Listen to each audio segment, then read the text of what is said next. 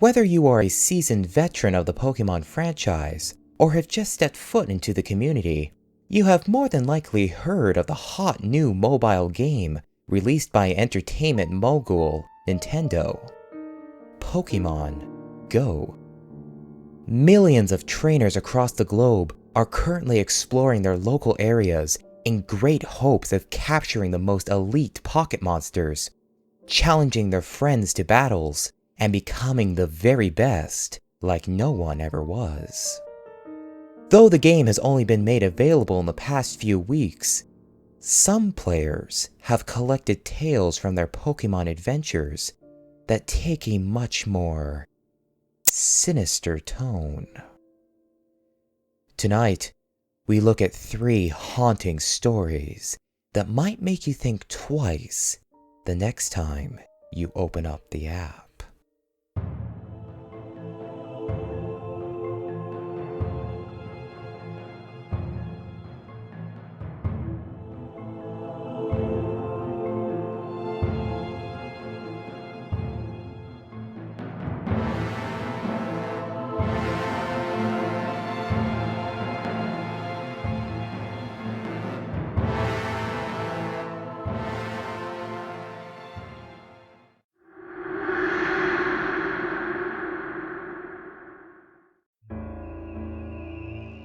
To those unfamiliar with Pokemon Go, the game urges players to leave their homes and make an adventure out of exploring their local areas, mobile device in hand, to capture and build their collection of pocket monsters.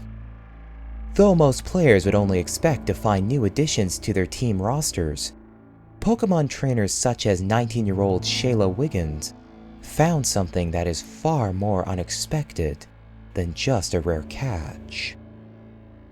On the morning of July 8, 2016, Wiggins decided to start her day with a walk on the trails of Big Wind River, while taking occasional breaks to move off the path to capture Pokemon. Midway through her walk, Wiggins encroached towards the riverside after something caught her eye. However, to her horror, a closer inspection revealed the mere item was actually a corpse floating with the current of the river. Riverton police were immediately called to the area and were successfully able to retrieve the body from the rapids. From the nearby highway, Wiggins watched the scenario unfold before her and was interviewed later, quoted saying, "I was crying and shaking really bad because it was a very scary situation." Shockingly, this is not the first documentation of bodies being found by Pokemon Go players traveling to unexplored areas to find Pokemon. An unnamed player discovered the body of 36-year-old Timothy Nichols in a brook behind the New Hampshire Holocaust Memorial on July 14th, and another was found on July 16th by 3 friends hiking in Marion Bear Memorial Park, San Diego. Fortunately, police reports of all 3 incidents indicate that no foul play or malicious harm was involved in the deaths of these individuals and have been ruled out as either accidental or natural.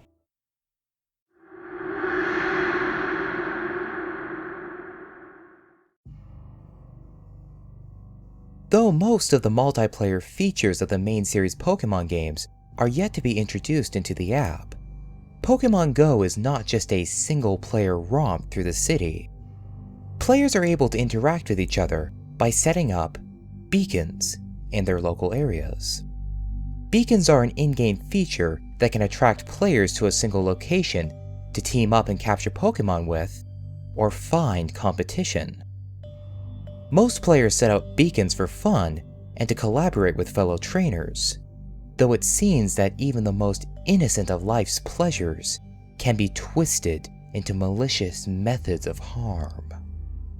In the late night of July 11th, Flannel, Missouri police responded to several reports of robbery in the area. They were eventually led to a parking lot where a single black SUV sat.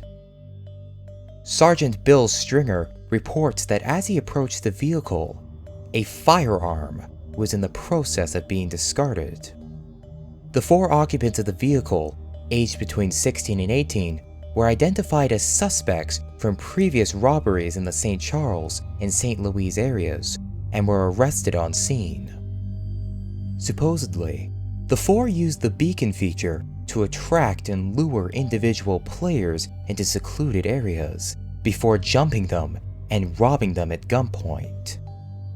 Thankfully, none of the victims were harmed in the process of handing over the demanded belongings and were able to escape safely. The 3 adults involved in the crime were charged with multiple counts of first-degree robbery and remain in prison on a $100,000 bond.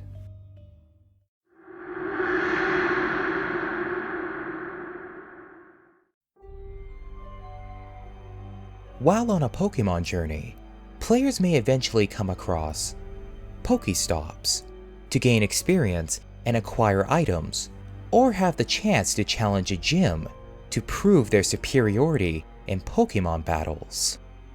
Typically, these features can be found by going to local landmarks or historical locations that are known in your area.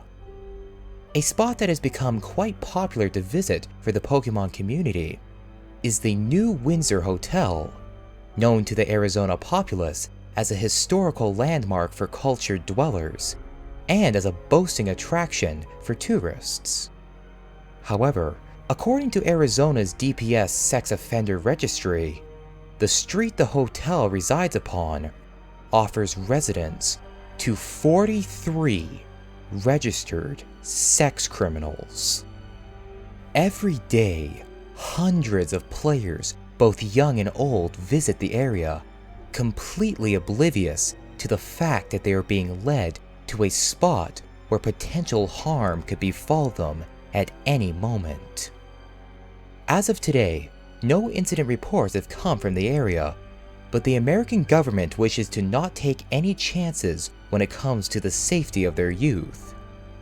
A hearing hosted by New York Governor Andrew Cuomo revealed that laws will be passed in the New York region to ban any individual with current or past sexual offenses from accessing or downloading the app, claiming that any internet source that can in effect lure people will be added to a list of banned services for the 3,000 registered sex criminals known to the area.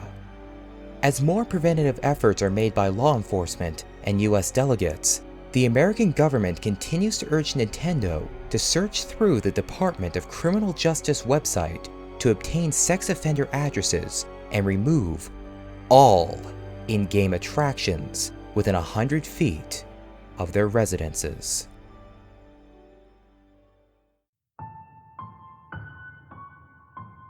I want to thank you for getting to the end of the video. I hope you enjoyed this episode of Realities of Horror. If you did, please leave a like and leave a comment with any ideas you would like to see covered in a future episode. Who knows? Your idea may just be the very next episode. On a more personal note, and as a fellow Pokemon Go player, I do ask you all to be aware of your surroundings when you play. Do stick to routes that you are familiar with, and don't go anywhere you don't have any business in. Always remember that even though you may be in an area that you call home, you must always be aware of what could be around the corner, especially if you are alone. I would never want to read an article about an incident that happened to you. Have fun on your Pokemon journey, and I hope that our paths may cross in the future. But until then, please do stay safe.